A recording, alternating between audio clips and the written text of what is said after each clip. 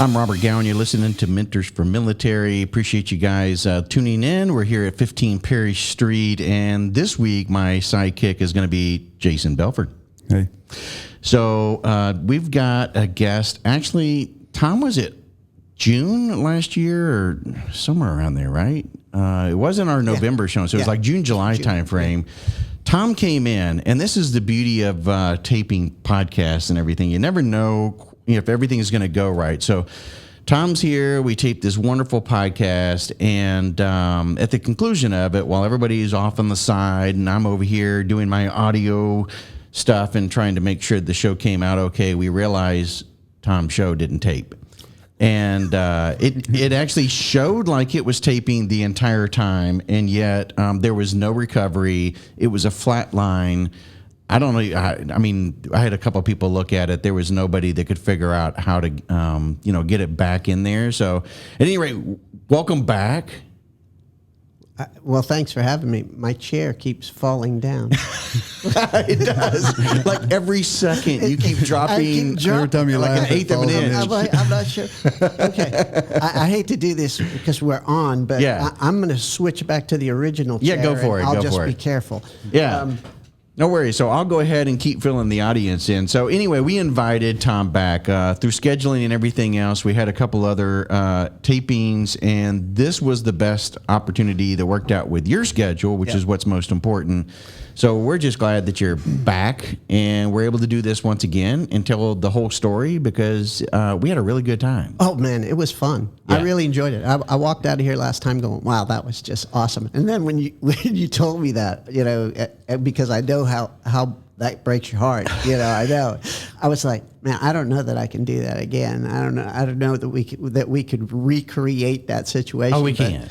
But it was and Robert, I was not going to mention it. Yeah. I mean, the fact that you put it on the air, that kudos to you, brother. But I'm excited to be a part of the news story. Yeah, that's the one that's going to work. Yeah, that's right. Well, you'll be here for history, won't you? You'll be part of the legacy. That's right. But no, man, it was cool, and I really appreciate you having me back. Yeah, man, I'm just glad that you were able to coordinate this whole thing and come back in, especially coming from Texas. And last night, so we had like a little bit of a snow flurry. And for anybody that isn't familiar with Atlanta and our snowmageddon that we had many years ago that seemed to stop our state, specifically around Atlanta for a number of days. We had a little powdering last night, and I had no idea that we were even going to get that, but. Tom, foreshadowed that ahead of time and forecasted. And was it forecast? Yeah, that's better. And had sent me a text and said something like, a little snow flurries or something like that isn't going to hold us back. And I was like, no, I had no idea. But the thing that's ironic about it was last February we were supposed to do this, and if you remember.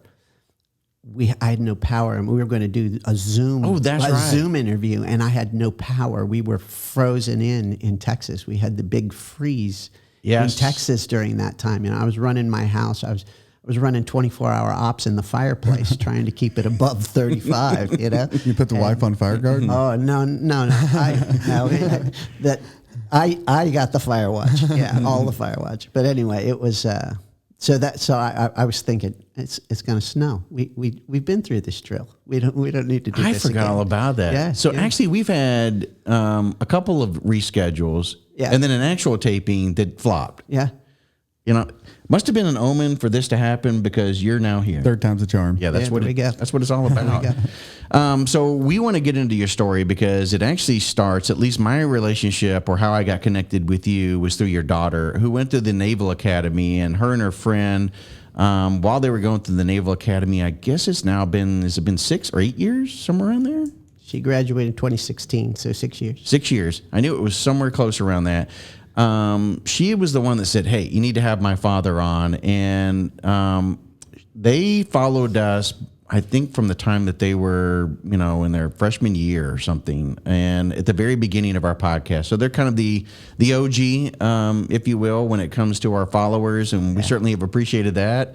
And we're going to get into why she wanted you to come on here, but First off, you now live in Texas, but where is home?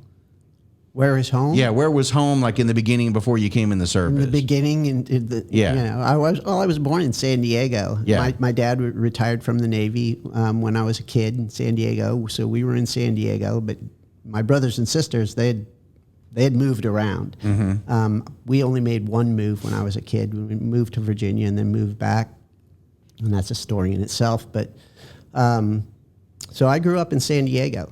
And when I was 17, I went off to the Naval Academy, and then home was wherever the Marine Corps sent me. And your father was what rank? My father was a Master Chief in the Navy. We called him Master Chief of the World. Yeah. Before they had a Master Chief in the Navy, yeah, he was the Master Chief of the World. Yeah, they didn't have a Master Chief in the Navy. That was instituted as my dad was retiring. Okay. And he was actually. So he really was what would now be considered Master Chief of the Navy. No. Oh, okay. No. Just in your household. Well, he got that title from people that worked for him. Oh. They called him the Master Chief of the World. Yeah. And he was actually nominated, but because he was retiring, he said, I have to retire. He was retiring because my mom was very ill. And my dad would have stayed in the Navy. In fact, I think to the day he died, he was probably more up to date on events in the naval service than I was, and he was always reading about it. He was a professional through and through to the end. And of course, my mom was in the Navy too. My mom spent 4 years in the Coast Guard and then 4 years in the Navy. And the only reason she got out was because in those days you had to get out when you get pregnant. Yeah. And so when she was pregnant with my oldest brother, she got out of the Navy, but she supported everything my dad did. She was a true patriot. She was involved in schools and essay contests, and we learned. Well, I learned pass down because my mom died when I was 12. But she was the one that talked about politics. She was the one that talked about the Constitution. She was the one that was the patriot. My dad was a stalwart professional through and through, leader like nobody else. And very patriotic, and gave a lot of his free time to coaching kids in sports and scout troops and all those kind of things. We need more of that. Yeah, I think we're starting to get back more to that a little bit more in some cases. But yeah, you're right. We do need a little bit more of that. There was a lot of foundational things as a youth. That you could get from that. Well, Lord Baden-Powell, when he created the Boy Scouts in England. Was a veteran of the Boer Wars, Brigadier General during the Boer Wars, and he was thoroughly, what do you want to say it? Displeased, aghast. I can't find the right word. I'm a guy with words. I can't find the right word. But he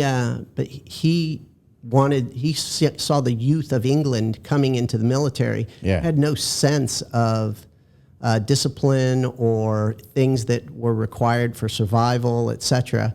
And you ever heard all that stuff before, like with every generation, right? So he went back to England and started the Boy Scouts. And when it came to the William Boyce started the Boy Scouts in America. My dad was an Eagle Scout, and in those days, being an Eagle Scout it was huge. Was huge, Yeah. and you really learned a lot of things. And so, as we were kids growing up, my dad used Boy Scouts. We were all Boy Scouts.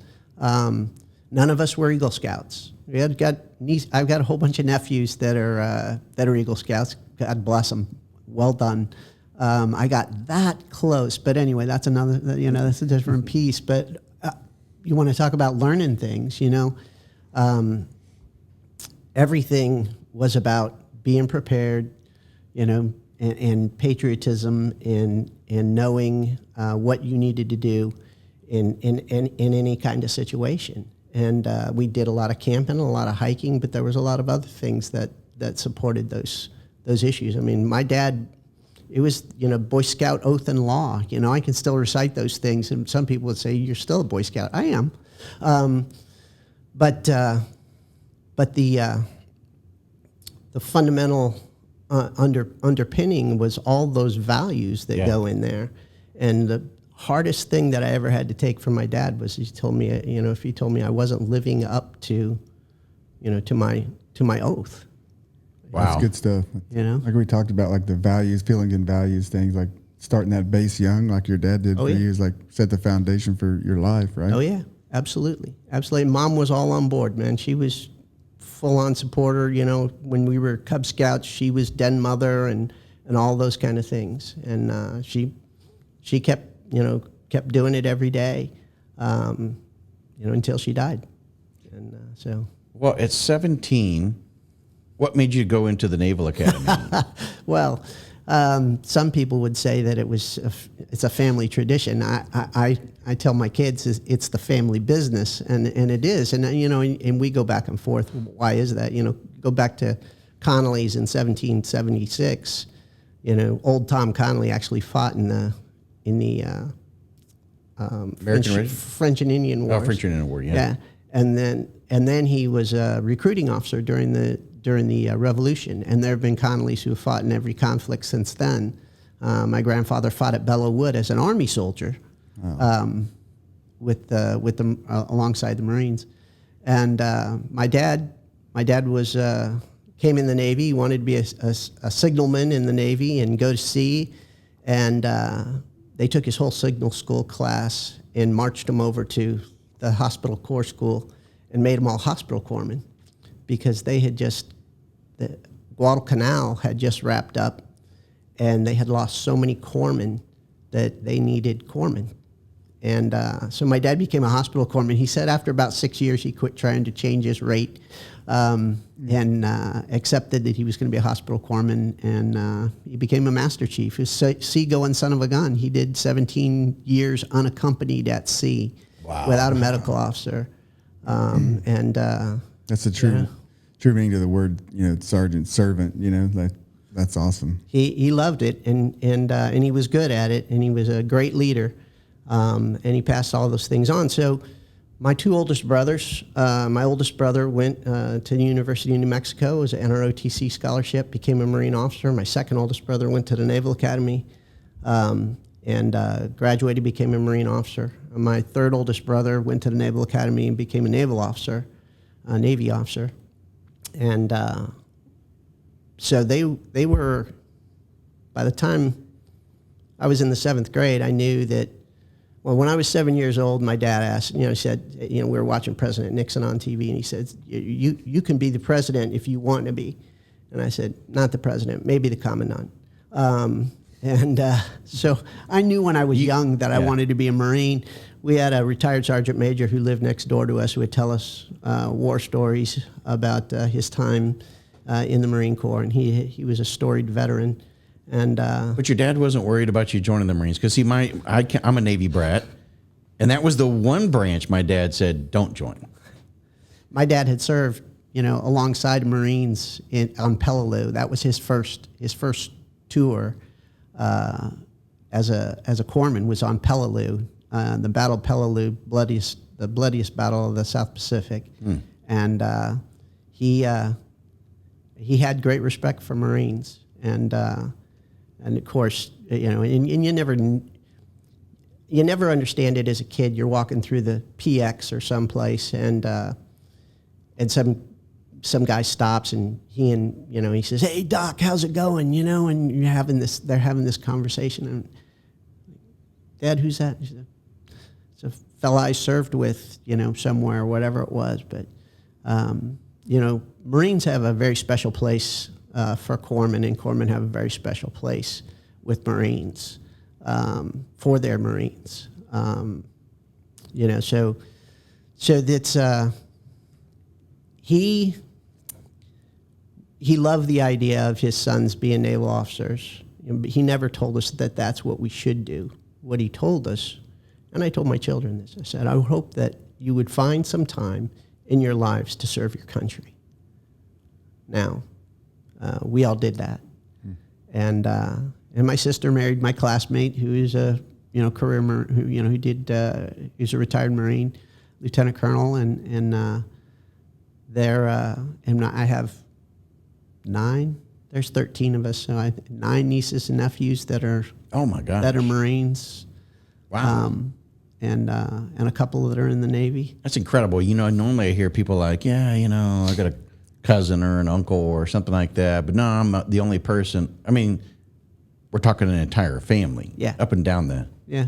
Are you saying there was 13 like brothers and sisters? No. Oh, okay. No. So there's me and my 2 older brothers, and then my one brother has 3 children that are Marines. My other brother, my oldest brother, has a son that's a Marine, and My brother was a Marine. yeah, Retired Master Gunner Sergeant. and my sister's daughter is a Naval Academy graduate, naval officer, and so I want to say there's 9 of us that are Marines and 13 if you include my mom and dad, something like that. The numbers work out, something like that. But so our house did everything but pitch and roll when I was a kid. You know, I mean, we had a flagpole. I got one out front now with a yard arm on it, and my dad crafted that thing, and I was doing colors every morning from the age of 7, and until I left home, and he had he would rig for holiday, for holidays. He had, we had the 200th anniversary of the Republic, right? And he had all these special, little flags, and you'd run them up 6 halyards, and That's awesome. and all kinds of things. He marched you out for a formation, a reveille every morning before school. And Well, he didn't march me out for formation, but if I wasn't wrestling in a wrestling tournament or playing a baseball game on a Saturday morning, the door would pop open and he'd come in and say, "Reveille, reveille, all hands heave out and trice up." I knew what that meant. As a kid. Wow. Get your feet on the deck. We got things to do. Let's go. Oh, man, I couldn't imagine doing that with my kids these days. And so, Right. So, and I, the amazing thing about it is I don't know, none of us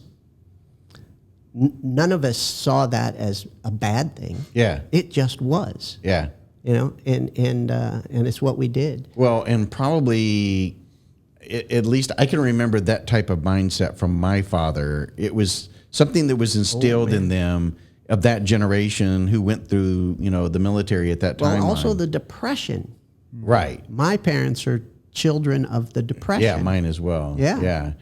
And so, I mean, if you grew up, and like I did as well, in a military community, it wasn't like you go to school and tell your friends, "Oh man, my dad, kicked me out of the bed at 5:30 in the morning," because we all went through that, kind of thing. Yeah. So it wasn't like it was something you were an anomaly. Yeah, no, not at all. But know, it may not be exactly the same these days. And I will tell you, our society has become, soft.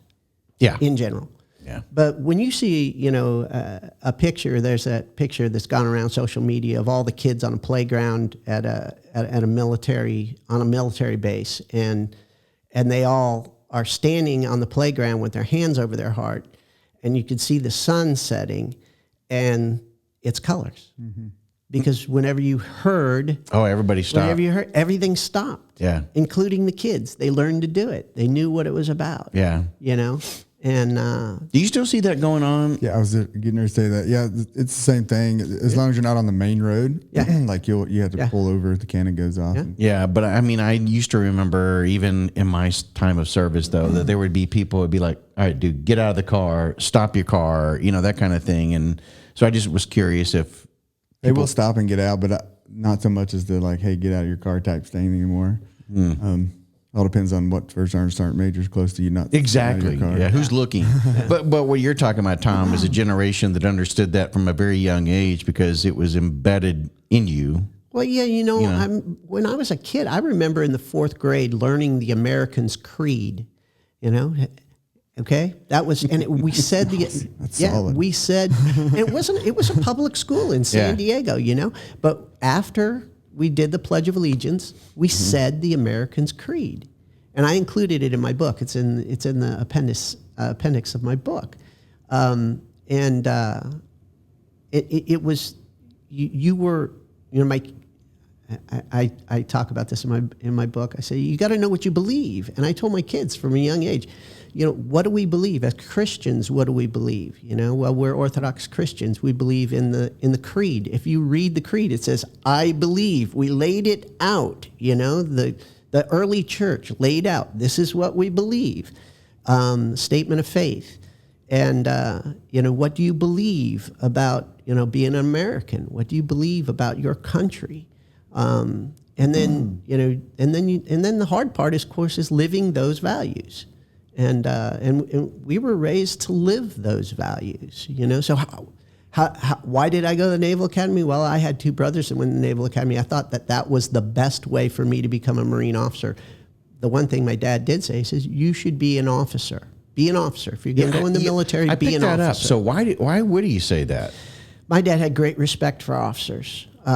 He was offered the opportunity to become a warrant officer, and he turned it down. And that's a long story. But he had some. The man I'm named after was a Mustang supply medical service corps officer, and had been a corpsman on Guadalcanal, and he was John Maurice Thompson, fantastic man, amazing man, and he and my dad were best friends. He introduced my mom and dad to each other. They both worked for him at one time, at the same time, and that's how they met. They were both working at Naval Hospital Portsmouth in Norfolk or Portsmouth, Virginia. But anyway, so my dad had great respect, and in fact, several of his former commanders, etc., he was good friends with, and we went and visited them and met them. And Mr. Thompson told my dad, said, your oldest son becomes a naval officer. I'm going to give him his sword, and he did, but it was a Marine sword. So, but yeah, my dad thought being a naval officer was pretty special stuff, and but he didn't see himself in that role. Mm-hmm. But he did a lot of things as a sailor. He was a leading bosun's mate on a minesweeper during the Korean War, and as a hospital corpsman, and he was so he was responsible for all the rigging of all the sweep gear, and all that was manually done in those days. Yeah, so we knew he knew his stuff. He was going to be a great sailor, regardless of what his specialty was, and that's what we learned. I mean, great. The whatever you were going to do it 110%. That was the rule. That's what I told my son. I wanted my son to be an officer. 'Cause he's in 175 Ranger Battalion, 1st Ranger Battalion, and I was like, there's this path you should. You saw Dad going through this, private life, if you will, and just the hard row as an NCO all the way through. But once you get, different levels as an officer, like the things kind of, you become more than in charge, and less, and more appreciated and respected, and you earn that, rightfully. But he was like, I'm just going to be a grunt and send it. So, but I was like, as long as you give 110% or whatever you want to do, son, like, do that. Yep. Yeah, absolutely. Do that. My kids both surprised me when they were in the 10th grade and told me that they wanted to be Marine officers. My daughter was like, Dad, I think I want to. We were painting the kitchen, and I looked at her and I said, okay, this is your 24-hour watch with me painting the kitchen, or this is your 12 hours. So we probably ought to talk while we're doing this. What do you think you want to do with your life? She looked at me and said, I think I want to go to the Naval Academy and be a Marine officer, and then when I get out, I'll use my language skills. She's a fluent Japanese speaker. Wow.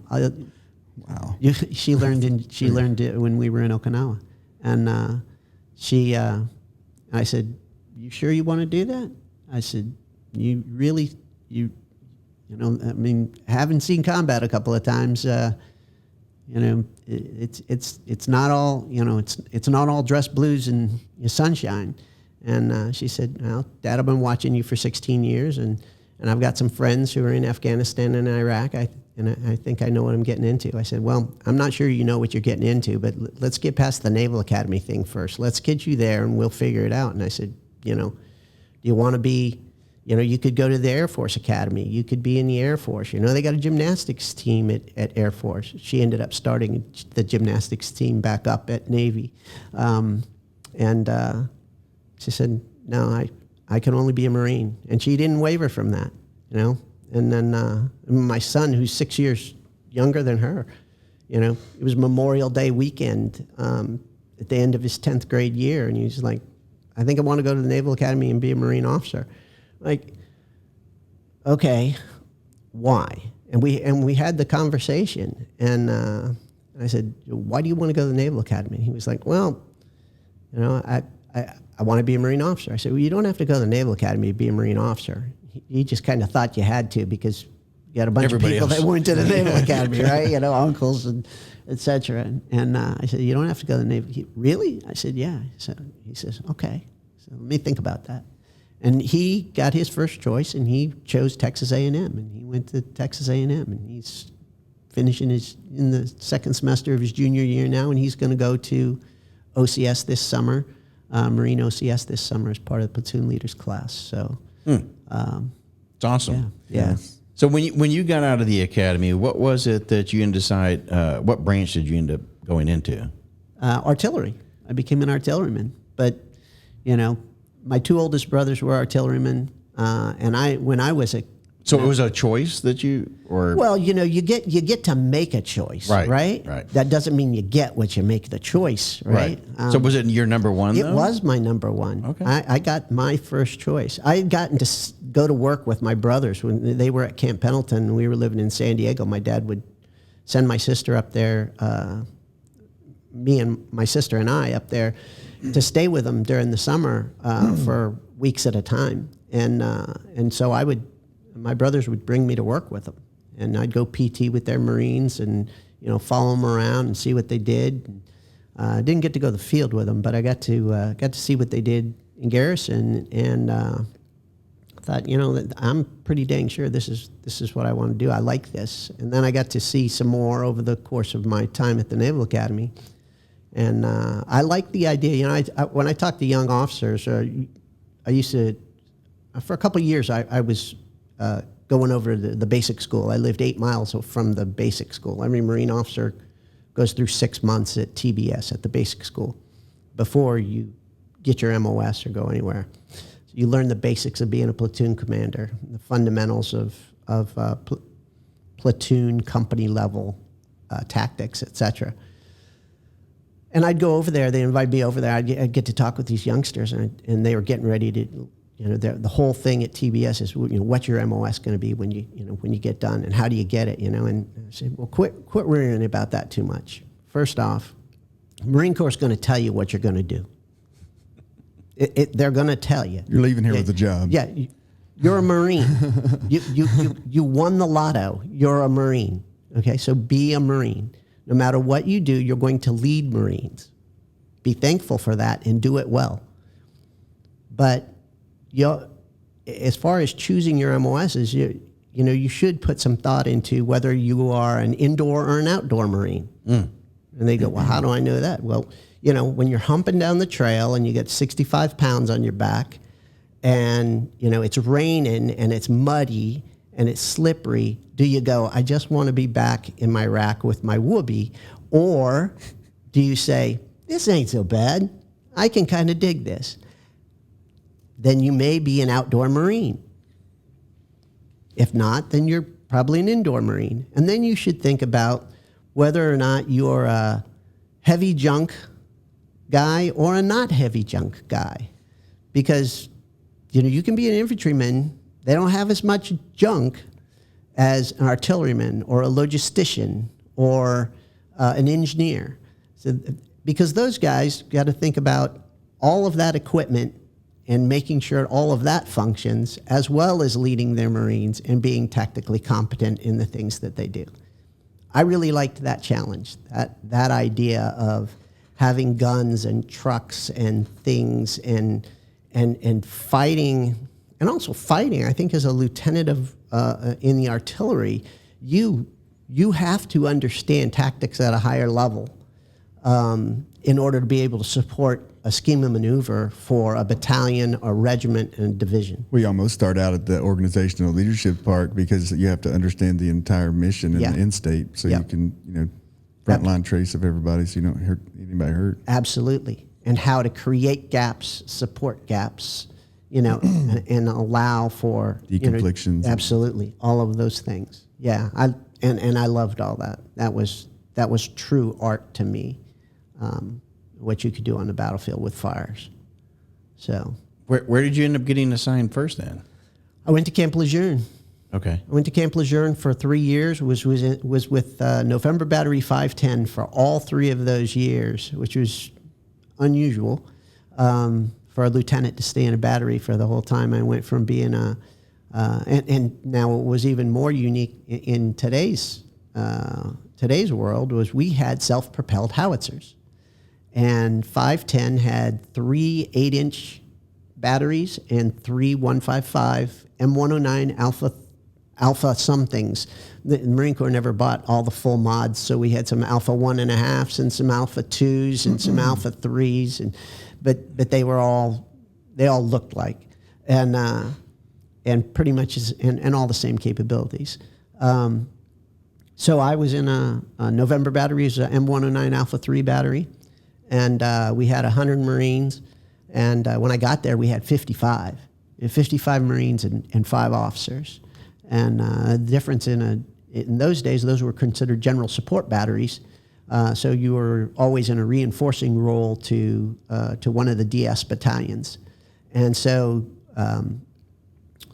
we didn't have forward observers. We had 1 FO, and that FO was assigned to the liaison section, and your liaison was always liaison with a direct support battalion because you were providing reinforcing fires. That was the concept. It was a very brigade support structure. And in those days, we were just starting MPF, the Maritime Preposition Force, and I spent a lot of time working that drill, trying to put things on ships and figure out what needed to go there, et cetera. But those very brigade-like structure, you had an MPF that was oriented in different places, and you had flyaway brigades, and we were part of that for 18 months. 18 months on air alert. You had to be within 12 hours of station all the time. Oh, I know. We did op alert where I work and everybody's got to know where you're at all the time. And but we did those things. So it was a fantastic battery, and that's because we had a fantastic commander, a guy named John R. Buchanan, Big Rod Buchanan, and God love him. One of the greatest leaders that I ever met, and I was very fortunate. And I would hope that every lieutenant would get that kind of leader to start with. I spent my whole career trying to be as good as J.R. Buchanan and my older brother, Pat. Those guys set the bar, put the demands on us, taught us, worked us hard, treated us like their sons, and expected us to do the same for our people. And so it was a tremendous experience. 3 years there. And Lieutenant Colonel Buchanan got promoted to major and went up and became the 3, and we got a new battery commander, a great guy, and I became the XO. I'd been the fire direction officer for 18 months, so I have a real love for gunnery and what you can do fires wise, but Rod Buchanan had taught us, what it was to be the full up round. You had to defend yourself. You had to be, you had to know how to. He was a Vietnam vet. Had been a mortarman in Vietnam, a sergeant in Vietnam. Got out, went to college, came back in the Marine Corps. And he and my brother had served together at Camp Pendleton. But yeah, so Rod Buchanan taught us everything it was to be able to move and shoot and communicate and all the things that you had to do to make that happen. And he made us very, very tactically competent officers. And so when I became the XO, it was, this is fantastic. This is the best thing going. And you're the XO of a firing battery. No better position for a lieutenant of artillery than to be the XO of a firing battery, at least in those days. After about 8 months of that, I went on leave. I came back, and my new battery commander looked at me and he said, "Hey, XO, what do you think about recruiting duty?" And I said, "I try not to." And he said, "What do you think about Iowa?" And I said, "The battleship." I said, "The battleship," because that's where I wanted to go. I wanted to go be a detachment XO or a guard officer on a battleship. We still had those in those days. That's how old I am, Jace. And he said, and I said, "The battleship?" And he said, "No, the state." And I went, "What are you talking about?" And well, he didn't say Fort Polk, so that's a good thing. Yeah, well, Rob and I know about that. I don't think I'd ever been to Iowa at that point in time, but I had 1 month to get out of town, but I was very upset, and I went and chewed out the battalion XO, who, by the grace of God, was a man who was very calming, a great guy, and he said, "Sit down. Let me tell you how it works." He said, "You done running your mouth?" I said, "Yes, sir." He said, "Sit down. Let me tell you how." I mean, for the things I said, he probably should have put me in shackles, And so I had a month to get out of town. But that spot right there, that like right up front, like you had those transgressions, you go up to your big XO, and you just giving him the business, and then like the way that he has like that kind of patient mentor to let you vent though. How did that develop you though? Like how much did that mean to you, like going forward and like understanding like you're going to have to be that someday? Yeah. Well, other than the fact that it probably went on hiatus for 3 years while I was on recruiting duty. It's always way later when you realize it's really important. When I came back as a battery commander, that's when all the lights went on for me. And I talk about it in my book. Talk about, there was a movie going on at that time. It was called City Slickers.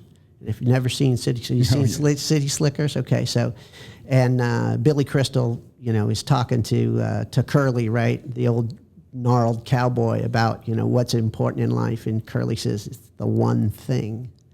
He says you have to figure it out what it is for you. And I said, no, for a leader, your one thing is your people. It's your people. That's your one thing. And I realized, I'd been through Desert Storm at that point. After recruiting duty, I joined the regiment in the desert, and I became the regimental fire direction officer, which was a very rewarding challenge. And but I thought to myself, that's the key. That's the point. The point is you don't know who the hero's going to be. You don't know who that guy or gal is going to be. Who's the one that's going to that's going to jump on the grenade? But even more so, who's the one that's the driver that's going to raise his hand and say, "Sir, you shouldn't drive that truck. Don't put a howitzer on that truck. The brakes aren't right." How come nobody else has told me this? Mm-hmm. I don't know, sir, but okay.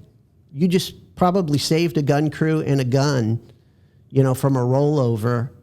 Well, that shows your approachability as a leader too, because if that young Marine has feels trusted that you're willing to listen to what he has to say because you are that approachable leader, like that says lights about you. Well, I'd like to believe that that's true, and hopefully it became more true as I got older. But absolutely, I think it was when I became a battery commander, and I had 7 lieutenants and 140 Marines, that's really when I said, I began to really put it all together and go, you know what, this is not as simple as it looks, but it's very simple. It's called common sense, and it's called believing, in the value of your people. I call it the prime imperative. You got to believe that all your people have value. Yeah, I'm writing that one down. So you went on recruiting duty. Yeah. That was How was it? Well, wait, what year was this? So this is 87 to 90. Okay, I was out on recruiting duty as well in Houston, Texas at that time frame. Well, I'd have loved to have been in Houston, Texas. Yeah, Iowa. So you're like a fish out of water. Oh, San yeah. Diego, North Carolina, now Iowa. Yeah, Iowa, and I didn't go to college. Remember, I went to a trade school, right? So, so I'd never lived the college life, etc. But, so I got out there and I spent 18 months as the OPSO, so the recruiting manager. And where in Iowa were you? Well, or does it matter? Well, it doesn't. It doesn't. I mean, Des Moines was where our headquarters was, and and in Des Moines was where the recruiting station proper was, in the federal building there, and then the officer selection office was there too, and that's important in a second. But we were responsible for all of Iowa, part of Illinois, and Wisconsin. Okay. And the western part. So we didn't have Sioux City and some of that belonged to Omaha. But anyway, so I got to two things set the tone for Iowa. I had 1 month to get out of town, so I got there. It was March. I think it was March the 7th. I got there, and I got an apartment, and I bought some furniture because I had no furniture. I bought a bed and a stereo because all lieutenants need stereo, right? Yeah, all lieutenants need stereo, right? And a bed, stereo, yeah, done. And I needed a table, so I bought a refrigerator to hold the beer. I bought a dinette set. Well, yeah, but that came. But anyway, so I bought a recliner and I sat down in that recliner and I fell asleep, and I woke up and I looked out the sliding glass door, and there's 3 feet of snow on the ground. I'm like, how long have I been asleep? And because I thought it was like 6 o'clock the next morning because the clock said 6 o'clock. And I went, and so I'm running around, turning on the news, doing whatever I can do to figure out what time is it really, because I'm either like late for work or or something else is going on. That's that hard nap that you go into and you wake up, you're like, yeah, well, I'd been asleep for about 3 hours and we had like 3 foot of snow.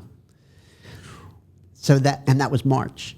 And then, another experience that gives you a clue is I was out at a function in my dress blues, and I was going, I had to stop and buy some bread, some milk.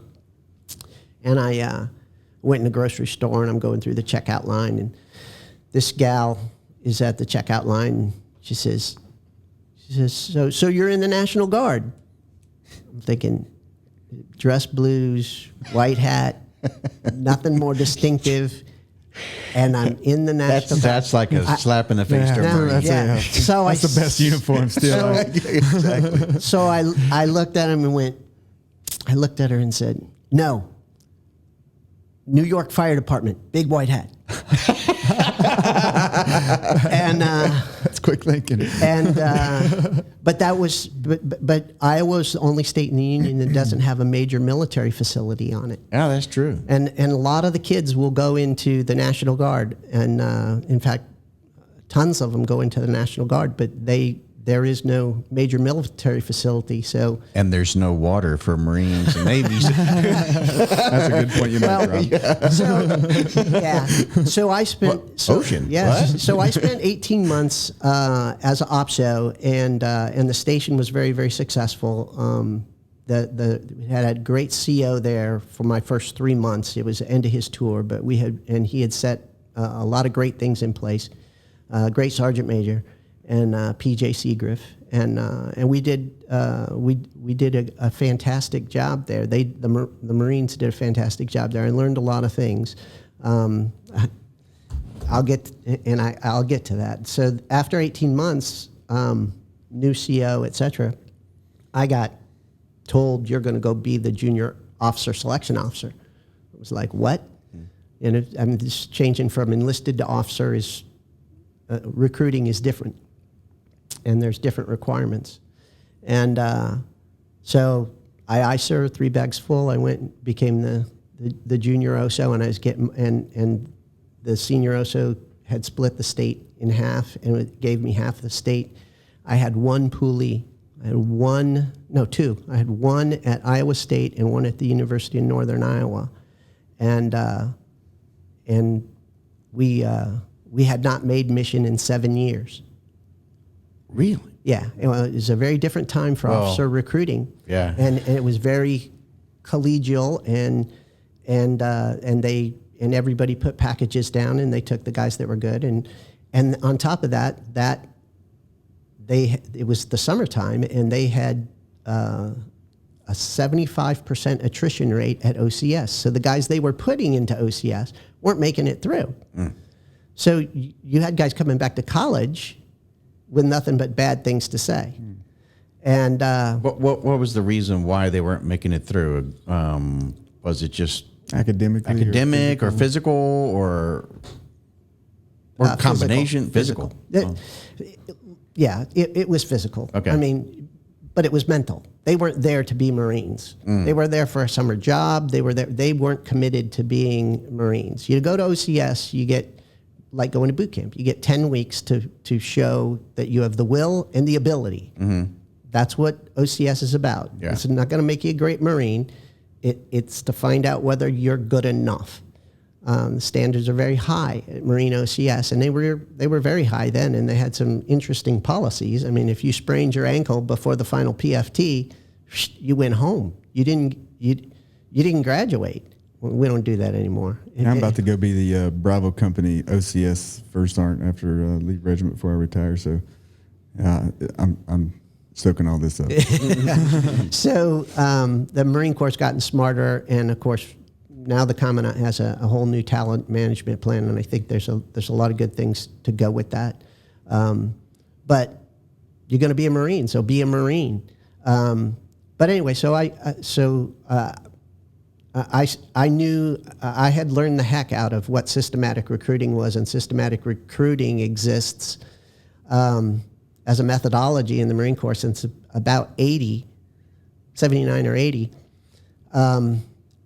A methodology where if you have the basic capabilities of intellect and you can speak and you don't look like you've been hit by a bus, you can succeed on recruiting duty if you're disciplined, if you do what is there. So I started doing those things at the cyclic rate, as fast as I could. Rinse, repeat, right? Study, action, reflection, refinement. That's the process of any Marine, of any leader. Study, action, reflection, refinement. If you do it fast enough, you're considered successful. So I started, and in 6 months, I had 0 contracts at 6 months. So I was getting a phone call on a regular basis saying, you're not going to leave here without double signing, without an adverse fitness report, and da-da-da-da-da. Finally, I got mad at the assistant for officer procurement, and I said, get in your airplane, Major, because they were all pilots, and they had these little airplanes they flew around for the district. So get in your airplane, fly up here, and see what I'm doing. Because the senior OSO was not my friend. He wasn't trying to help me. He was competing with me and spoiling things that I didn't know about until later. So the major flew up, to his credit. He went on campus with me for 2 days, and he said, man, you're doing everything right. I said, yes, I am. I appreciate that. And we're going to keep doing it.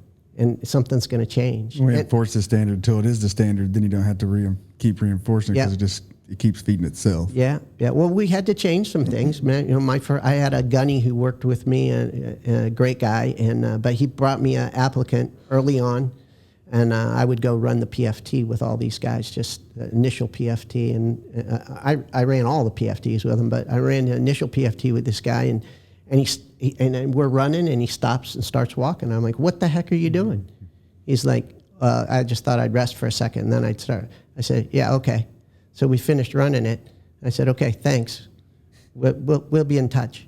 I got in the car and I looked at the gunny. I said, "Don't ever do that again. Never again." He's like, I'm like, "Bring me lions, not lambs. We are not about lambs. We are about lions. Find me lions. We're creating a lion club. This is what we're doing." You know? I love it. And so they put that on my plaque when I left. Lions, not lambs. So from January till May, we found 17 guys. We found 17 guys. Maybe it was 18. We found 18 guys. Yeah, and those 18 guys went to OCS. 18 guys graduated, or 17 guys graduated. One guy got to OCS, and they do a medical screening on him when they get there. And he called me up from Quantico. "Sir, I'm sorry. I forgot to tell you about my ankle. I sprained my ankle. I thought it was just a sprain. They tell me I got to go home and get documents before I can come back." I'm like, "It's all right, buddy. It's all right. You know, we'll be okay." And I don't know if he actually ever went back, but 17 guys. So then I had 17 guys, most of them from Iowa State, second largest institution in the state. University of Iowa had 45,000. Iowa State had 25,000, something like that. But spend your time at the big schools. Learn to do things smart. And so, but I was still getting my butt kicked. And that next summer, the senior OSO got relieved. And they left me in place. I guess they figured I was worth saving. And I knew that I had to do something, get smarter. And I had I'd bought a daytimer. I'd still carry a daytimer. I'd bought a daytimer, and in the back of it was a time management tape program, cassette tapes. That's how old I am. And there was 8 hours of cassette tapes. And I said, "Can't hurt me. I've got a Saturday off." And I sat down on my living room floor and listened to 8 hours of these tapes. And I said, "Holy crap, I got to do this again." So on Sunday, I listened to them again with a stack of notebook paper and started writing copious notes about what was being talked about. And I realized that time management is not about time management. It's about values. It's about what's important. It's about bringing your performance in line with what you believe, with your values. Aha. So I started writing things down. I said, I think I'm a Christian, but I wasn't going to church, I wasn't reading the Bible, and I wasn't praying. How Christian am I? I said, okay, so what can I do to fix that? Well, there's one thing I can do right now. I can pray. So we'll start doing that. And I don't think I've missed a day since 1988. And then I said, well, what are the things that I want to? Who am I? Who am I? What do I believe? Why do I do what I do? Why do I want to do this? So I went through that whole process for myself, and then I looked at my office and said, how do I do this in my recruiting office? And we're going to have some unifying principles for this: what we believe, how we're going to do it, who we're going to be, what we're going to do. Values, vision, mission, purpose, right? Daily tasks, or tasks, activities, and habits, and that's what I do now. And I started doing that then, and I said, I'm going to do this in every organization that I'm in. I'm going to teach this to people wherever I go, because they're going to have to understand a certain amount of this. Do what's important, right? Do the important things. And I read a book recently. Brian Tracy, if you've never read his book, Focal Point, but it's very, very good. It's as close as to it aligns very well with what I've learned. And, but he talks in there about personal strategic planning, which is what that is. That's personal strategic planning. Yeah. Well, how old are you at this time? Like, what rank are you whenever you come to this? I was a captain with about 1 year in grade, so I was about 6 years of service. So, I mean, the who you are like decision is that's not an easy question to answer. And put it. What's your purpose? Who you are? What are your values? People don't dig that deep that young. No, and I, that just strikes me because I we talked about this, Rob, in my mind is I had a buddy that kind of put me in that check, and I had to have that conversation with myself, and that's the hardest question I had to answer, and where I wanted to set my values, and the fact that you figured that out as a 6 years in the Army, it took me 15. Well, those cassette tapes, it's funny that you mentioned that because nowadays that's really the podcasting. Yeah. You listen to some kind of media that allowed you to get that. But what made you get those cassette tapes though? What made you, that's the thing. So that was like the catalyst. You listened to them and everything, but something made you get them. But was it a friend or was it just you? Yes, and yes. Okay. So when I bought so I had a friend of mine. I had started investing when I was a second lieutenant, and the only place you could invest in those days as a second lieutenant, I was I was putting $50 a month into investment, and most people wouldn't allow you to do that in those days. So only people that dealt with military, and they would only do this for that organization. So,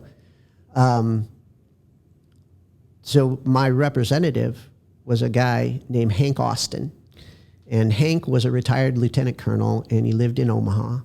And Hank would drive over to see me in Des Moines, just to see me. No, we wouldn't talk about investing or anything. He'd just come over and see me, and we'd talk about how things were going and what was going on and all that. And so he was a mentor. Yeah. And Hank pulled out of his breast pocket a day timer, and I guess I don't feel bad about saying the product name because it has been my go-to for for this many years. And pulled out a day timer, and I said, I need one of those. I need something, because the recruiters had this very complex, what they call schedule and results sheet, which was they put everything on and what they were supposed to do, their productivity, all their appointments, but it was not like something you could put in your coat pocket or carry in your wallet. I think that like whenever your dad started this like foundation for you, right? Like you go back to like when you talk about in the morning time and you're getting up and you're doing these things.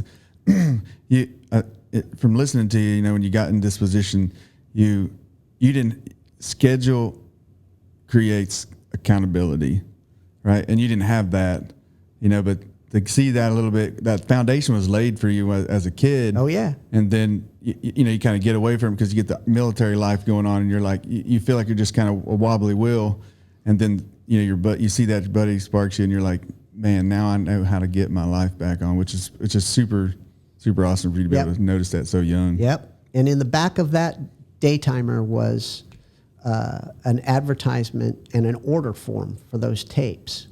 Oh. And I was getting my butt kicked, and I knew that I had to get smarter because I couldn't work any harder. And so it was more of a focus on time management. That's what its kind of premise was. Yes. But through that, you got so much more out of it. Well, the whole program is more about the principles, okay, than it is the techniques. Yeah. Okay. And there is a part of that program that is about the techniques of how you use a day timer, da da da da. Sure. But that was actually not the major focus. The major focus is, what are your values? What are your goals? How do you write them? How do you put them? And then how do you make them come to fruition?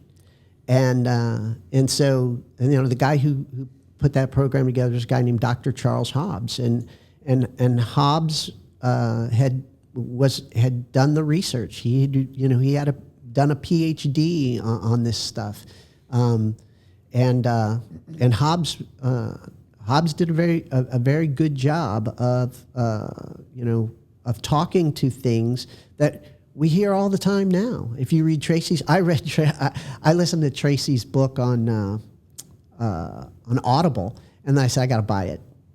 And I bought a copy for my kids and said, listen, you have to read this. It's the chapters are short, but you have to read it because it Which book are we talking about? His book is called Focal Point. Oh, okay. Focal Point. But at any rate, but it comes down to, focusing on, certain things, a concentration of power. How do you bring your attention? How do you put your time on the most important things? Mm-hmm. It gains you a concentration of power, the ability to focus on something. When do you get good work done? Close the doors, get rid of the interruptions, and you get the work done. Well, guess what? You'll get a lot more done and a lot faster if you do that. People gone down this road of multitasking, and multitasking doesn't exist.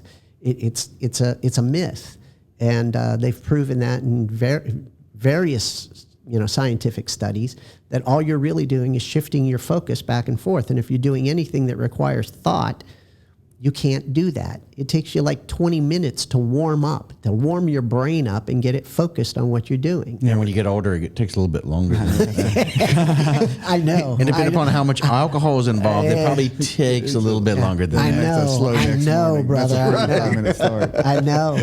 Yeah. When I went to the SPAR program out there, they talk about exactly what you're talking about how multitasking is, you can say you're multitasking, but you can really only focus on one thing at a time. Well, you can read a book while you're doing the laundry. Yeah, okay, got that. That's but right. You can't read a book while you're folding the laundry. Right. You can listen to a book while you're folding the laundry.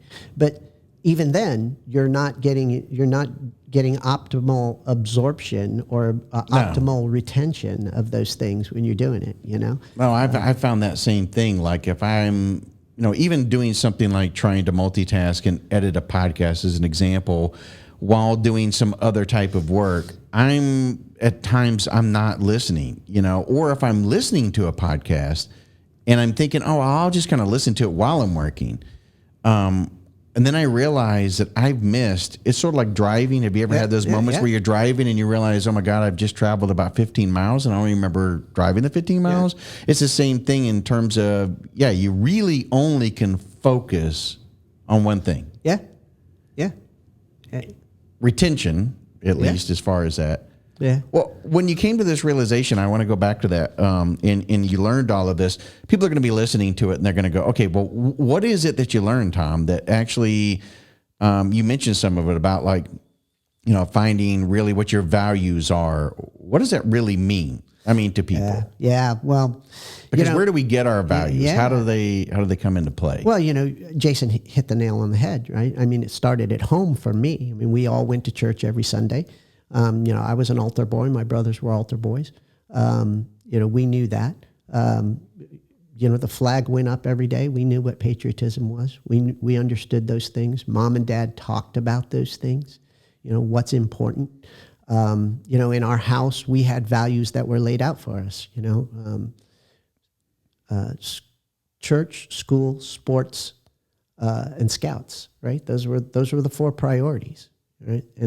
But when you're a kid, your parents decide, when there are conflicts, which one you're going to do, right? So that was what I was going to ask you too, because a lot of times our parents put values on us, but what is it that we still have the will or the desire or the ability to change and create our own values? Yeah.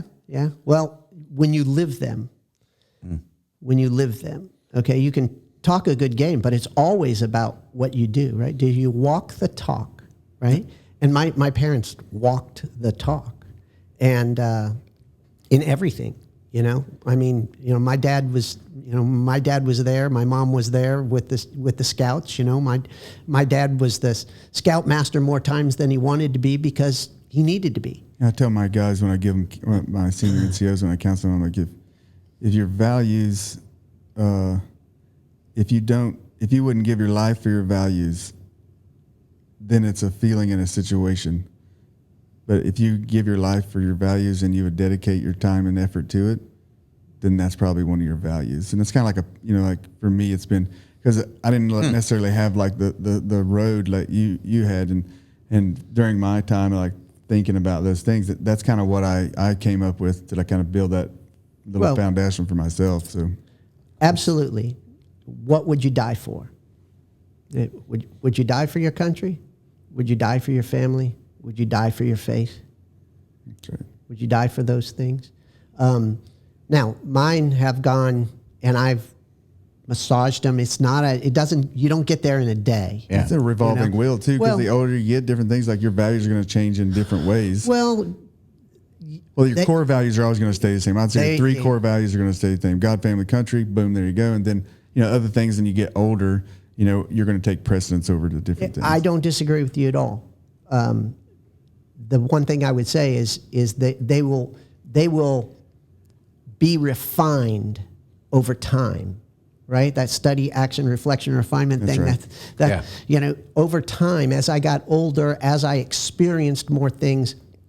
Okay, at one point, I wrote down all my values were the Boy Scout law, right? Trustworthy, loyal, helpful, friendly, courteous, kind, obedient, cheerful, thrifty, brave, clean, and reverent. Okay, that just happened.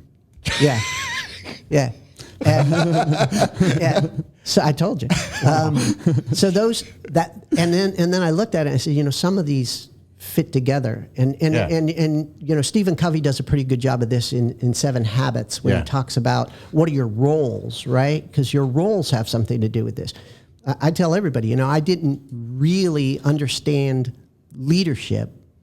I've done all this and all these things, but my daughter was born. I was getting promoted to major.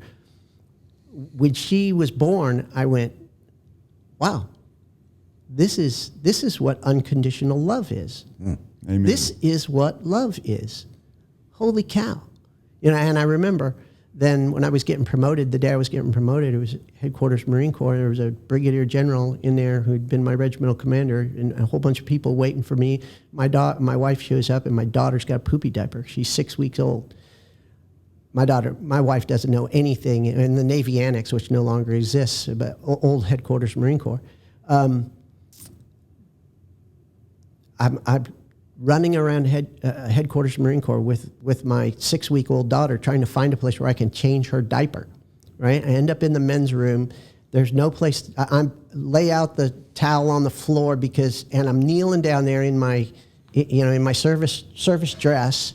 Right, changing her diaper, and I'm thinking to myself, I'm going to get promoted here in 15 minutes, and everybody's waiting on me, and I'm in here with a poopy diaper. Guess what? It's not about you, idiot. Yeah, that's right. Not about you. It's like, holy cow. God gives us those insights at different times in our lives. I went, okay, I get it. I think I get that. So, get it cleaned up, go get promoted, and recognize that that was an interesting tour of duty that caused me to gain a much better understanding of things that hopefully I was able to then use to help my Marines in the future. Yeah, I go back to real quick to you said God gives you those perspectives right at the right time. That I was dealing with quite a bit of stuff the last few weeks or whatever, and I was like, this is the worst thing ever. Life's going to shit, and you'll have to figure it out. Whatever. And then one of my old family members had a 5-month-old that passed away. Oh man! And when you put things into perspective, right, like that, how selfish do you feel about feeling sorry for yourself at that moment? Whenever that's in reality that's what pain and suffering is. Yeah. and to be able, like you said, it was just funny that you said that, and I just had kind of that revelation, myself driving home from work, and I'm like, everything's going to hell. But and then I read that, and hear it, and I text my ex-brother-in-law, and I'm like, hey man, like, and I instantly feel bad that I was feeling sorry for my damn self, in that situation. So there's a saint in the Orthodox Church who said, don't ever judge what another person is going through, or don't ever judge another person because you don't know what battles they're fighting. I've seen that same type of text all over the place in social media, and every time I read it or reflect on it, it's so true, because sometimes, especially in today's society, where we feel like everybody needs to put themselves out there, whether it's Instagram, Facebook, whatever your social media thrill is, people look at that and they think that's the reality, but you don't know. And you don't know what's really going on behind the scenes. They're only sharing what they want to portray. And social media is a great way to hide that, because they can put something really nice out there, but then you don't see the demons that are going on after the photo is taken. Well, and you're right on the money. And as a leader, you have to be willing to engage with people at their level, and you have to be willing to listen and hear and empathize. People are your priority. Yeah, I had a conversation with a friend of mine the other day, another retired Marine and a coach, and we were talking about empathy. And nowhere do you find it in leadership traits. True. But empathy, is a critical issue as a leader in any organization. And social media and working from home and doing things by Zoom calls and all that stuff. One of the things that is a challenge, I think these days, is people understanding what empathy is and being empathetic with people. And that doesn't mean that everybody gets a pass, but understanding where somebody's coming from. When I was a lieutenant, I had a Lance Corporal who was 19, and he was married, and they had a kid and one on the way. And he and his wife were fighting, and they were fighting about money and about lifestyle. And pretty typical when they are fighting. That's right. Yeah. And she would not talk to the chaplain. And so I got them to come in, and I sat down with them, and we went through the whole drill. And I spent a day just helping them figure out what their budget was and what they needed to do. Yeah. I didn't do that because I was being empathetic or I had even thought about that. I just knew that was a problem that needed to be solved, and the only way that it was going to be solved was if somebody sat down with them and I was the guy. Yeah. So from that point on, she would only talk to me, and I became the chaplain for any of their marital woes. And hopefully they stayed together forever. I don't know. But what it did was it sent a signal to all the other Marines in the unit that I was willing to listen. Mm-hmm. And they would bring me things that they wouldn't bring to anybody else. That's leadership. I was going to say that is the true open door policy. Yeah, well, but you do what you have to do, and some days that's what your day is. And when you're a leader, you get messy. You've got to be willing to get messy. People are messy. We're all messy. We have all kinds of messy stuff. We all have past. Okay, between the time my mom died and the time I left to go to the Naval Academy was not what I would call the best period of my life. Okay, I used to say, like, for a variety of reasons. I didn't want to get too far past what I was the caveat on that. I used to, about the open door thing, and busyness, but we do get busy at work, especially at the senior leader level, and obviously I have an open door policy. But some days I'll turn around and be like, I didn't get anything done today. I used to say that. One of my first years of First Sergeant, I'd be like, I didn't get a damn thing done today. But I talked to 100 different, all my people, and I, help them solve problems and stuff. But as I grew, in that leader position, had that self-reflection that we talked about. Then the last 18 months, when I would have those days where I didn't necessarily knock out all said tasks or whatever, and I would have an all day of where people coming in and out of the office, and I'm talking, hour conversations. Hey, person, I got this problem. Right. That became one of the most accomplished days I would have in the week, spending that, like putting the people first and making them the priority. And by doing that, I noticed, you don't notice till you're about to leave out, but I noticed that the things that I was needing to do to ask for things were already getting done. I talk about this as as a leader. If you solve the small problems, the big problems never happen. And you only solve the small problems if you're forward with your people where they're at, seeing what's going on. And that's harder and harder to do as you get more and more senior. And as a colonel, you can't be in the trenches every day, but you can go see your staff, you can go see your commanders. You can go see the people who are closer to the line, and you have to learn to lead your leaders. So all of the things that you learn about leadership as a youngster, as a young officer, or as a young NCO, right? You continue to apply. Your values don't change, but how you apply them, the methodology, the techniques have to grow with what you're doing.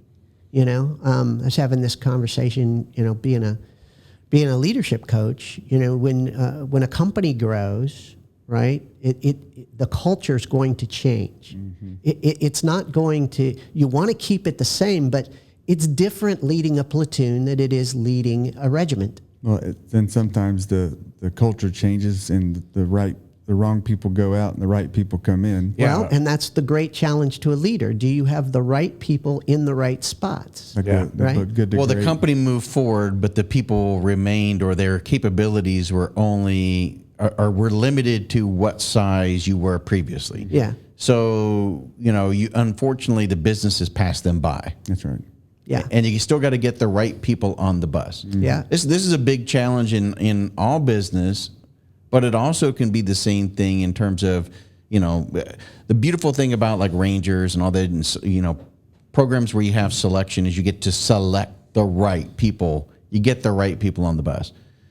In typical business, especially in the private sector, you might get 30 minutes, an hour on the phone or a Zoom call or face-to-face where you've got to try to select based on their resume and what your impression of that individual is, and the feedback that you get from everybody else that participated to determine if they're the right people to put on the bus. Now, I won't throw this guy under the bus, but a very, very famous author and advisor to CEOs made the statement the other day that the only way that you can shape your culture is by hiring the right people.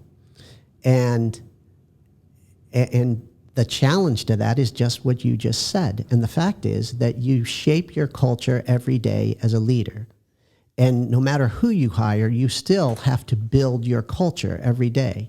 The challenge that you have in the military is your culture is constantly changing because your people are constantly changing. Mm-hmm. You go on deployment, you come back, you lose a third of them or a half of them, and now you've got to start over, so to speak, and continue to reinforce. How many times, as a battalion commander or as a senior officer, you say, how many times have I said this? Well, yeah, and you need to keep saying it because, right, you need to keep living it because your people have changed, because you need to continue to work with the new ones and create that culture. When I was leaving JIDO, my deputy, I was the chief of staff at the Joint IED Defeat Organization, and one of my last tours, and he wrote my award, and he said, "Sir, I was writing your award." I said, "I don't want to know about it." He said, and I recognize that the whole time you've been here has been change, been characterized by change. I said, Yeah, that's what leaders do. That's what we do effectively. Is we lead. We are change agents. We're change managers. We're change leaders. That's what we do.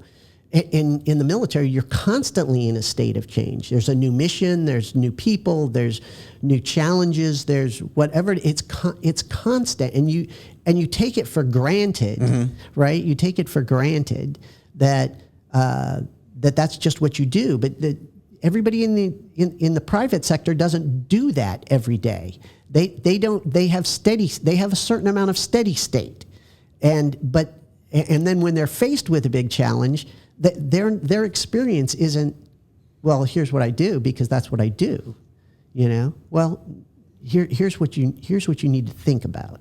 You're going to grow your people. You're going to create more leaders. How are you going to bring them on board? How are you going to make them understand? They don't have an enculturation process that's 10 weeks long that proves to them that this person is capable and willing. They have half an hour. They have a week of, here's how you fill out your healthcare forms. Do they really have an enculturation process? And that's where coaches come in. That's where leadership development comes from. But all of that is worth nothing if there's not a sustainment cycle on the end of it. It's kind of like leaving a legacy, if you will. But I heard a speech yesterday at Ranger School graduation, and a huge mentor of mine, great man, great Ranger, Sergeant Major Johnson, about to be the next RSM, and he gave the definition of legacy and read it verbatim, and he's like, you leave your legacy every day wherever you go, and you do that by when you leave and the change that you had when where you got, we always want to make it better. When you leave, people remember the changes and they build off of your legacy. And that's what being a true leader is leaving a little piece, changing something or somebody's life every day. One person a day is 100 lives changed. So that legacy, building off of that to continue to grow and make the organization better. Well, that's the reason that I chose to do what I did in 2018. I called my boss and said I was writing the book. And my daughter was telling me to hurry up and finish it. And I want to get to that too. Yeah. And I was writing the book, and I said, this is what I want to do every day. I want to talk to people, because it seemed like everywhere I was going, I was always in a room talking about leadership strategy and organizational dynamics. Okay, and so I said, this is what I need to do. And somebody said, well, you could be a public speaker, you could talk to lots of people. And I said, you don't make change talking to large crowds. You make change one person at a time. That's right. One at a time, right? And so I said, hell, that's what I'm going to do. And I called my boss and said, hey, this is what I want to do. And he said, well, you better get started on that. I said, yeah, that's why I'm quitting. She's like, oh, you can just stay no, this is why I'm quitting. He says, okay, all right, what can I do to help? You're a good man. He's a submarine captain. Well, good man. I want to go back just a little bit, because then I want to transition over to the reason why you wrote your book and everything, where people can pick it up and get a lot more of the insights that you're describing. But when you were saying what you were talking about, a constant changing culture and the role that the leader plays, I got to thinking as well about the dynamics of individual change. And that the leader has to be the nucleus, and at least the as everything is revolving around, they have to be the steady state. They have to be the one that continues changing and evolving, I guess, in a way, along with some of the culture. But as these new people are coming in, team building is so important. It's about establishing. You lose 3 people, you gain, 3 people or 2 people or whatever, and those group dynamics start changing. Team building is almost a lost art, I think, in some cases, especially out in the private sector.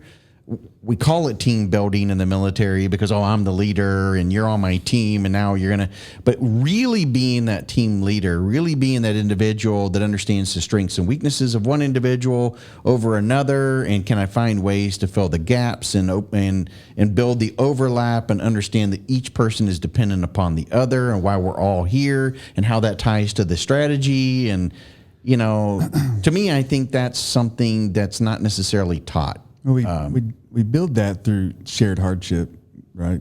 Like, I wouldn't disagree, but remember, leadership is an apprenticed vocation. Okay, I'm going to trademark that because that's mine. Well, now it's on the podcast. Yeah, We're gonna. It's okay. It's okay. It's in the book.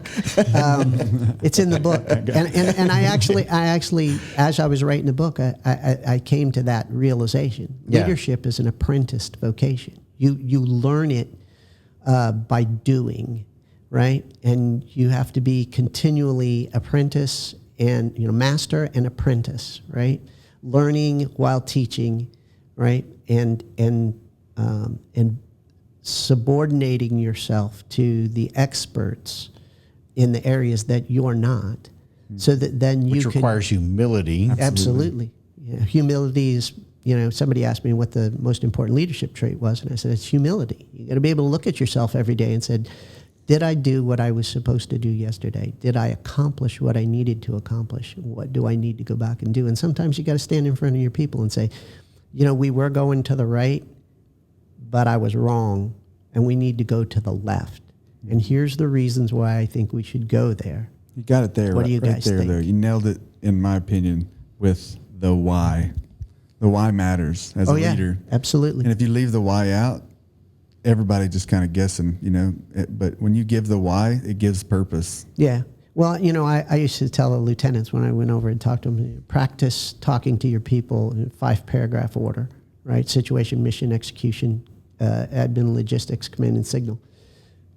Because in that mission statement, for situation, here's what we face, here's the mission, and it's the 5 W's: the who, what, when, where, why, and how, right? That we roll mission and purpose together in a military order, right? In the civilian world, we tend not to. Too many times we leave the purpose off. We talk about what our mission is. Our mission is to make the greatest widgets or whatever. Mine is to help leaders and organizations improve their performance and success personally, professionally, spiritually, and physically. Because I think you got to have all 4 of those pillars. But the purpose. What's your purpose? My purpose is to build leaders of consequence for our nation's churches, families, businesses, and communities. You got to have a purpose, and that purpose has to be in there. Your purpose is your why of your mission statement, right? And you got to know where you're going. That's your vision, right? You got to know what you believe in, because that's the underpinning of all of it. And your culture, right? The values feed your culture organizationally. Right. Surround yourself with people that make you better every day and that you can learn from. Or if you have that choice. But remember, we don't choose. A lot of in the military we don't choose, right? Now I will tell you. You talk about having the right people. I'm going to mention her name. There's a young lady out there, a fantastic officer that worked for me in Okinawa. Her name is Marina Foster, and she's a Colonel Select right now, and I'm very proud of her.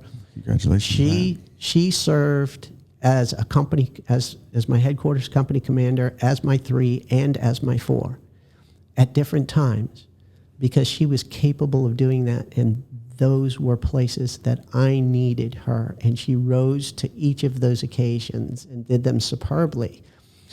And I know she loved being a company commander. She didn't particularly love being the 3 or the 4, I don't think. But it's just, I'm hard enough to work for. But she did a fantastic job. But knowing who you need, I only had so many options, and who I needed where was her. And she took the ball and she ran with it, and made great things happen. And she continues to do so. today. And so I'm very proud of her. But that's one of those examples of sometimes you have to take someone out of the place they fit the best and put them where the organization needs them the most. And that's a hard call. And I don't know that in the private sector we think too much of that, because there's so much specialization that goes on with so many things. But being a leader means being humble enough to go, I'm not smart enough for this job yet, but I will be. I had a staff sergeant that worked for me. I remember Staff Sergeant Neil D. Nome. He's out there somewhere. Great man. Became a major in the Marine Corps. He was my commo and my comm chief in November Battery 510. And he came to me and he said, "Sir, I haven't been in comm in 6 years. I've been on Marine security guard duty." And he says, "But if you give me 6 months, I'll be the best comm chief in the regiment." And he was. In 6 months, he was the best comm chief in the regiment. Absolutely. But he looked at me and said, "That's what, I will do that." He's humble enough to know where he was, and driven and smart enough to become who he needed to be. And that's what leaders have to do. We don't get to choose what kind of leader we are. We can choose who we are. We're positive, we're forward-looking, and hopefully we have those 4 key qualities that many studies have shown. We in honesty and integrity, vision, competence, and I'm trying to remember the 4th one. At any rate, it always gets me. That's all right. There's 4. As many other things that you've remembered, like names from. I can't remember half that stuff. I can't remember names of somebody I met probably 3 days ago. But we don't get to choose the leader that we need to be, because that's who the organization needs. Sometimes you have to be more hands-on and more directive, and sometimes you need to be more more delegating and more laid back, because you've got all the great people to do the things that they need to do. We don't get to choose that challenge that's presented to us, right? And that's where that whole apprenticeship issue comes from, right? Because you have to humble yourself to the experts and say, teach me about that. You want to make a Lance Corporal happy? Go crawl under a truck with him and let him tell you everything he knows about that truck. Absolutely. Right? And then you know something too, right? You're being a present leader and you're showing your dudes, like, I'll get out here and do it with you. And that matters more to the dudes than you being like, "Hey man, you did a good job, here's a coin." But you're learning something every day and you're teaching something every day. You bring that back and say, "You know what I learned today?" You look at your people and say, "You know what I learned today? I learned this." Maybe they all know that. You know what you just made me think of, though, is like if you watch an actor, let's say in movies or television or whatever, and they seem to be, no matter what show, whatever movie you see, they're the same person every time, right? Versus what you just described is how I see it as you have those actors that they just seem to adapt to every situation, and you're blown away every time you see them on the screen because they dive into that character. I read that as being a leader that is not so rigid. You can hold your values and you can hold on to yourself and everything else, but you also need to be an adaptive leader to the situation, to what's occurring, be present in the moment, all of those types of things, which I think sometimes people struggle with personally. I mean, I've watched leaders that do struggle because the situation, they want to guide the situation back to their comfort zone. Oh yeah. Well, comfort zones are not comfort zones. They will only provide you comfort for a little bit of time until it all comes crashing down in your head. Because the only way we grow is to get outside of our comfort zone. The only way we get better is to stretch beyond our comfort zone. If you become 1% better every day, you're over 1,000% better by the end of the year, because it's a compounding equation, just like money, right? It's compounded every day. I tell my guys, you take the 1%. I tell my guys, I say, take whatever you want to be better at, and you spend 100 days in making that 1% better every day on that one topic, you're 100% better. And then you pick your next topic, thing that you want to fix, work on, try to make better, and you do the same thing over. But they're actually more than 100% better because it compounds daily. Every time you learn something, you grow. It's not a straight line. Yeah. You know, it's an exponential relationship. So, you know, you get better in one area of your life, all areas of your life will get better. But wisdom comes from making mistakes too. So you're also saying it's okay if you go out there and, you know, you try to be the best leader, you're doing everything right, but then you stumble across, you know, and that's okay. If your people see you make those mistakes, that's okay. As long as you own them. Yeah, there you go. As long as you own them. You have as long as you're accountable for what you do, right? You're responsible for your actions. You're accountable. Saying I'm sorry to, you know, a group of 30 dudes that you're like, yeah, we messed that up. That was definitely on me. Is you know, shows those guys like, well, he is human, or they're, you know, that's a good. Well, especially if you can tell them the why. That's right. Right? The why. Why? You know, here's what I screwed up. I know better now. Mm-hmm. You know, I mean, and then you give that back to them with, you know, I should have done better bottom up refinement to figure out why or how before we even got to this point. If I would have listened to you guys through these process and steps, I wouldn't have even got us to this point. Yeah. So yeah. Well, that gets harder as you get more senior because as you get more senior, you can see what is going to happen if you let it go that way. Well, your problem, you know? your problem Leading creator. indicators. Yeah. Yeah. You know, you go. That was a realization for me, you know, in combat operations in Iraq was, you know, I had 20 years of service as a battalion commander, and my XO had 16, and then my battery commanders were all at less than 10. There was a 10-year gap between me and my battery commanders, and that wasn't just a 10-year gap in experience. That was a 10-year gap in socialization and in culture and everything else. So things that you say are not necessarily received the way that you said them, no matter how clear you thought you were. But you also got to know when you're the big dog, and when you're the big dog, you know, you need to play the cards only the old guy knows, right? You got to play them if that's what needs to happen. There's a time for people to grow and make mistakes, and there's a time for you to go, whoa, don't do that. What I like to do this. You know, when you say that, what I like to do is, I learned this from a good mentor of mine. But you know, you said two ears, one mouth, right? So, I'll sit in my meetings, or I'll go to my my shops, or you know, out on the range or whatever, and I watch, you know, and then I like to.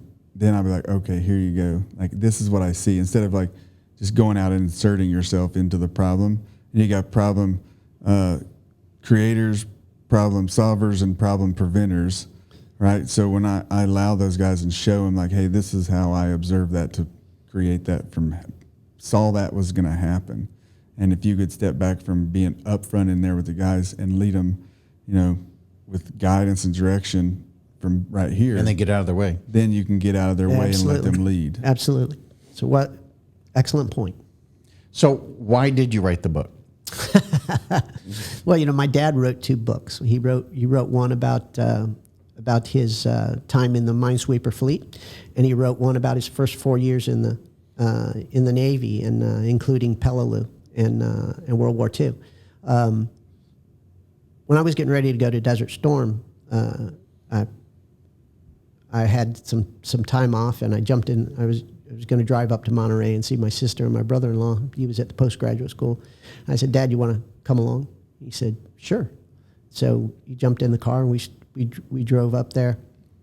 And I asked him, I said, "How come you never talk about World War II?" And he said, "I don't know." And then he started talking, and 8 hours later he stopped. And man, I bet you were just a sponge. Oh yeah. And then when I came back, from Desert Storm, he'd written it, and written it. He wrote it longhand. He wrote everything longhand, and he used to write us essays, epic essays and stuff. And and I still got to get those things published. But anyway, he didn't want them published while he was alive. But so anyway, when my daughter was getting ready to graduate from the Naval Academy. I thought I'd write her an epic essay. You know, you're going to be a lieutenant. You know, here's some things to think about. I started writing, and it started getting longer and longer, and then I said, "This is not going to be an essay," but I don't want it to be a tome. I don't want it to be something that sits on something. And what can I say that's new about leadership? And that's probably the hardest thing. You know, if you really want to know something, write a book. You'll figure out what you know and what you don't, right? And you learn some things while you're doing it. And I said, I just wanted her to understand what she needed to do as a lieutenant. So I said, okay, well, and then I need to keep this short. I need to keep it something that she'll read. And it can't be all inclusive, but, you know, it really doesn't matter if it is an academic work of art. It needs to be useful, and it needs to be a roadmap. Applicable. Yeah, something that she can, that she could use. So I said, all right. So I wrote the whole book, and then I let a friend of mine who'd never been in the military read it. And he said, it was really good. He said, but like the last section is your whole book. I said, what do you mean? He said, well, that last section you should just put up front. And I said, and so I had to reorganize everything that I'd written because he was right. And that's how I ended up with because I kind of wrote it like a novel, like it came to a conclusion, in which was, all the meat was at the end, and the fact was that it was spread out through the whole thing. He was thinking bottom line up front. The old military. Yeah, well, kind of. But anyway, so I reorganized it, and that's how I ended up with the sections that I have. And there's, the chapters that I have, and I have no section that's longer than 3 pages. And so, I love the whole concept because, what you wanted to do is try to figure out a way that you can leave your knowledge, with others, and specifically with your daughter, so that she can be the most effective leader. And here's what I learned through all of my years of service and all of my mistakes and, all of those things. And I'm going to put it into words so that maybe you can cut to the chase. And sometimes you go, if I went back 20, 30 years and could tell myself, would I make the same choices and be where I'm at? And I feel like sometimes those books are helpful, like what you're describing and giving your daughter. But yet we also have to still, and I think that's what you're still trying to share with her, is you still got to live your own journey. Yeah. It's not like you can read all of this and you're not still going to make the same mistakes. Yeah. You're still going to make some of the same mistakes, but at least now you're probably going to recognize that, oh, damn, that's what he was talking about, Yeah. Oh, well, and I think she has, and I think she does. She's very much her own person. There are many days where I go, God, she's me, just prettier. But I'm very proud of her. She's still an active duty Marine. Yes. And yes. Yeah. And she's got orders to go to the Naval Academy and be on the staff there. And so I'm very, very excited about that. Yeah. She didn't even put in for it. No. She asked to go there. Yeah, oh, okay. She asked to go there. And that's been one of her goals, is to go back to the Naval Academy. So she'd be very, very happy if they let her become a company officer. And she had 100 and something midshipmen to guide and direct and help grow. So what is the name of the book in case somebody else wants to pick it up? Yeah, it's called Becoming a Leader, A Roadmap for My Daughter and the Aspiring Leader. They can find it on Amazon. Tom Connally. Tom Connally, right. I think it says Colonel Tom Connally on it. I'm not sure. Yeah, 2 N's, 2 L's. Yeah, it was Connally. Yeah, if anybody's ever trying to get a hold of me, if they spell it wrong, they won't find me. After years in the gal, people going, why can't I find you? How'd you spell it? That's the Southern Protestant spelling of Connally. So, and that's another story. Yeah, so that's another story. But yeah, so wrote the book, and in the process of doing so, it was not intended to be like the centerpiece of my business, but it effectively has become the centerpiece of my business. I spend a lot of time, whoever I'm working with, talking about the first part of that book, which is values. There's 5 pieces to the book, right? The prime imperative, which we talked about earlier. Be competent, which is all about what you believe in and how you become competent as a leader. Own the mission. Whatever you do, you're responsible for, right? And give it 110%. Go the extra mile for your people. And then there's 2 that underpin all of that, and that is learn something every day and teach something every day. That's right. Do that, and then you're never standing still. And do you have a website that people can also go to? Oh yeah, they can go to ConnallyConsulting.com. Okay. And find me there. They can find me on LinkedIn, Tom Connally. They can find me on Instagram, Connally_consulting, and on Facebook. I've got a Connally Consulting page, and I've got Thomas Connally page, so I'm actively on all those pages. Some more than others. I think more. I probably do more on LinkedIn than anywhere I was going to else. say you're on LinkedIn, and people can certainly follow you there. Either connect or follow either one, and you drop good nuggets. So. Tom, I appreciate you coming in and coming all this way this is round 2. Yeah. And I think, honestly, I like this show probably better than what we taped in round 1, just the flow of it. Because yeah, it's probably because of Jason. Instead of Paul. It's making us look Paul, if you're listening. So, the show, I think, turned out so much better because we didn't follow the typical pattern. We just really got into picking your brain apart about the leadership part of this whole thing. And like we talked about, this is a challenging topic for a lot of people, especially at a young age, when they're looking at maybe even transitioning out of the military and somebody asks them, what's your purpose? What's your why?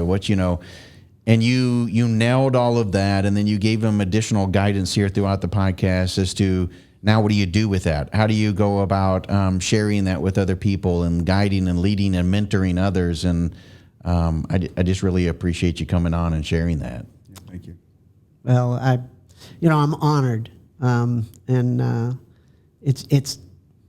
really am. I'm humbled that you have me. I'm just another guy, who. I wouldn't say that. Yeah, I did. I had a lot of good mentorship and a lot of good leadership in my time in the Marines and even before. I've had great experiences. I've learned my lessons sometimes the hard way, My wife said, how long are you going to do this? I said, for the rest of my life. She said, you sure? I said, it's not about the business. It's bigger than the business. About the people. It's the prime imperative, right? But it's about giving. It's about giving back. It's about trying to do something worthwhile for the rest of your life. Yeah. I was listening to this song, a country western song on the way here. I think it's called "Buy Dirt," and it says, you can't buy happiness, you can't buy this, but you can buy dirt, and then he talks about all the things, that you should do in your life. And one of the things he says is, choose something that you like and then make it your work. And I would say, choose something that you value and then make it your passion.